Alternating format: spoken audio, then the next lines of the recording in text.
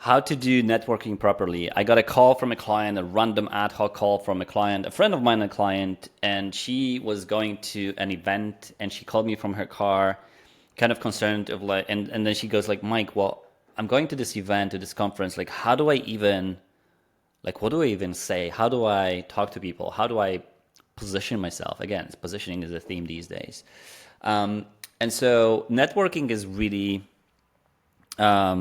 stressful for a lot of people.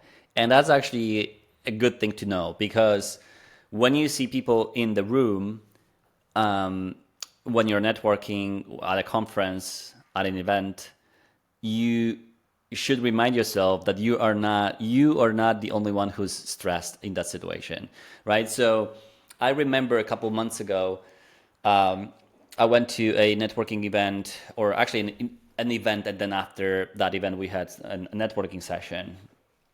Um, and I'm sitting there. Well, actually, it happened before. So there was a 30-minute before the event where you can just mingle and meet people. And so I'm there in the lobby, and it was in a co-working space. So I didn't know who is attending the event and who's just working at a co-working space. So I'm sitting down, minding my own business, and then a girl approaches me with another girl, and she goes like, "Hey, my name is Paula. Are you here for the event?"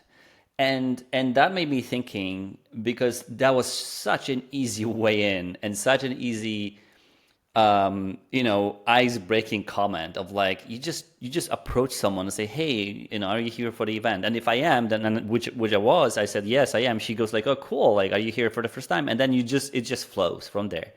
If I wasn't there for the event and I would say, "No, I'm just working at a co-working space today," then that would go a different path where she would probably say something like, "Oh, cool, what are you working on?" And then maybe I would say, "Well, what kind of event is it?" Right? I would get interested.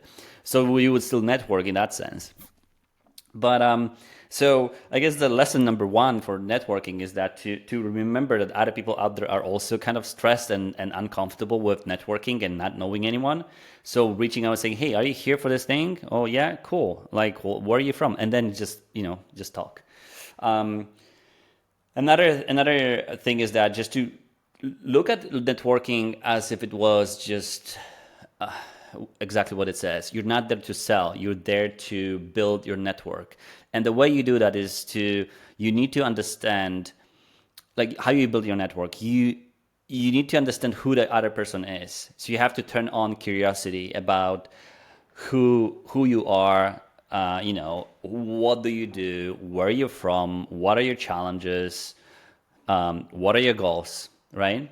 And so when you remove the hat of it, I need to sell something here, and put a hat on, I'm gonna be curious and make some connections and just see who these people are, that removes a lot of pressure. Because networking, again, you shouldn't be selling at a networking event. You should be showing up as someone who's curious, because people love to talk about themselves. They love to talk about their businesses. So the more curious you are, the more questions you ask, the more friendly you will be for them, the more valuable you will be for them, and the easier it will be to talk to you, because you're the one who's like, "Oh, cool, like tell me more about it." Like, "Oh, really? This is how it went? Wow, that's crazy." So don't try to push and put your story out there. There will be time for it as well, when they will ask you like, "What's up with you?" Um, so make sure you put the other person on the pedestal of like, I'm really genuinely curious about who you are, what do you do, where you're from, what are your challenges. And that is, by the way, the same kind of process you go through when you qualify people on your sales calls. You want to understand what challenges they have, what problems do they have, is there room for you guys to collaborate or like work together, because you can maybe fix the problem and fix the challenge that they have, right? It's exactly the same idea. Um, think about networking as if you were talking to a friend you haven't seen for 30 years, and you're just curious like, "Hey, like, okay, well, where you live now, like, how have you been?" Obviously you don't know this person, so you wouldn't ask that question, but like what do you do? What is like, how does that work? Like instead of trying to solve, instead of trying to sell them something, instead of trying to tell them something about yourself, try to get curious about who they are. So having that kind of like I'm at a bar with a friend attitude is super super helpful. Removes all the pressure from networking, in the sense of like you're not there to sell, you're there to actually talk to people and meet them, and build connections, because the person that you're meeting might not be the person that you will eventually sell to, because they might not have the problem, but because you understand who they are and what problems they have and who they work with, and then eventually they will ask you the same question, like what about you, perhaps they can introduce you to someone else. And so that's the point of networking, of building the network of connections and not just selling to this one, poor person. And I'm sure you've been there on the other front, where someone comes to you and says, hey, are you looking for a mortgage? Like, no. Are you looking for a website? No. Right? So that makes no sense. Speaking of connecting and networking and spreading and building the net, is what I like to do is I like to really connect with the organizer. So I like to connect with attendees, but I also focus on connecting with the organizer, not necessarily with the presenter. If there is a workshop, a presentation, or of some sort, or someone on the stage, but with the organizer of the event, and that might be a co-working space, that might be someone who's just an events coordinator. The reason why I do that is if you network with individual people in the room, you never really know their story before you start talking to them, right? But so you might be spending 15, 20, 30 minutes talking to one person to understand who they are, what they do, and stuff like that. But if you connect with the organizer and you talk about the event, and you talk about how they got all these people here together, and the presenters on the stage, and the people who the attendees, they, knowing who you are, might be able to connect you with the right person in the room. So they might be saying, hey, hold on, Mike, hold on a second. Hey, look, you should meet Mike, because Mike is doing this thing and Luke is doing this thing, right? So that person serves as a hub, if you will, that is connected to all the other people, and the kind of like assets in the room. And so that person can help you connect with the right crowd faster, and in a more efficient way, right? So I like to do that. And then the other piece is to, you obviously would like to maybe connect with the person that's on the stage. The problem with the person on the stage is probably 99% of people who were in the room are also interested in talking to the person on the stage. And the person on the stage is not there to network. That person on the stage is probably there to just present their ideas, maybe sell something from the stage. Maybe they're not, there to network. Maybe they're there because they're paid to be there. Maybe they're stressed and nervous after they have delivered the presentation, so they have no interest in networking or talking to anyone at a point. They just want to go, right? So you don't know what's going on in their head, but just think about what might be the other person's attitude or mindset, and that the presenter might not necessarily be the person that you necessarily want to or have to network with. I like probably 80-90% of the time I have better results and I want to actually talk to the organizer than I want to talk to the person on the stage.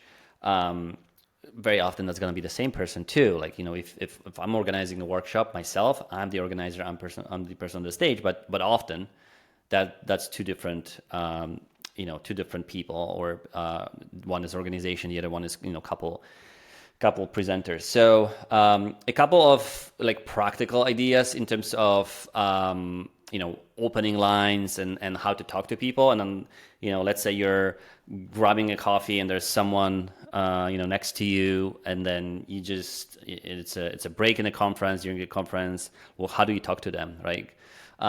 So in this case, you want to ask open-ended questions. You don't want to have questions that are closed, that are easy to to answer in a short sentence. So one that I like is what has been a highlight of your day, or what has been a highlight of the conference for you, right? And that is opening up gates to be like, the best part was this and that, and then what you can do, you can say, well, why do you think this was the best thing? Like, oh, cool, yeah, that's an interesting one. For me, this was that, blah, blah, blah, right? And so that you kind of go deeper into the conversation, and you can open up and start sharing your philosophy on certain things as well, right? Another opening question would be, are you working on anything exciting recently? Right? Because if you ask people like, hey, what do you do? They're going to give you a label, a stamp, and like, I am a consultant, I am an accountant, I work with startups, right? And so that's not very helpful. You want to go a little bit deeper and kind of open their mind and have them open their mouth as well, in terms of like, sharing a little bit more than just saying, well, I'm a lawyer, right? So another one would be, hey, what's your story? Hey, my name is Mike. I see you at an event. Like, what's your story? Like, like you could just say, because like if you again, you are trying to be curious. And obviously you have to find a way and a moment of like when you want to, pop the question, but asking them about what is their story is a really cool opener, because it's not asking about their business, it's not asking about their family, it's not asking specifically about their role. It's so broad that they will choose what they want to talk about, and they will choose what to tell you, and then you can kind of tap into those elements and and have a really nice conversation about, oh, cool, I didn't know you're from this state, or I didn't know you're doing this. Oh, that's amazing. I also had a golden retriever. You know what I mean? Like whatever pops up, you can have that conversation. And if you go back to the first step, which was just be curious and learn more about this other human being, then that's exactly what this, what's your story is. Like that kind of question is allowing you to be curious and open up that kind of path to having that conversation, right? Another one that I like, again, depends on the situation, is like what personal passion are you working on? So don't be like boring, like how are you, what do you do for work, because that's boring, and everyone asks that, and people are prepared to like really kind of script it to answer the questions. And so because they're stressed, they will also just like, give you the answer and they want to run away. And so that's going to be really hard to kind of get back into, kind of chasing them. Whoa, hold on a minute. I also have another question, right? So that's kind of weird and creepy. So try to be as natural as possible. Remove the selling hat. Be curious. Think about, oh, I'm just meeting, a friend or potential friend. Super curious, super open, and then don't try to sell anything, because your goal is to network and not to sell. Hope that helps.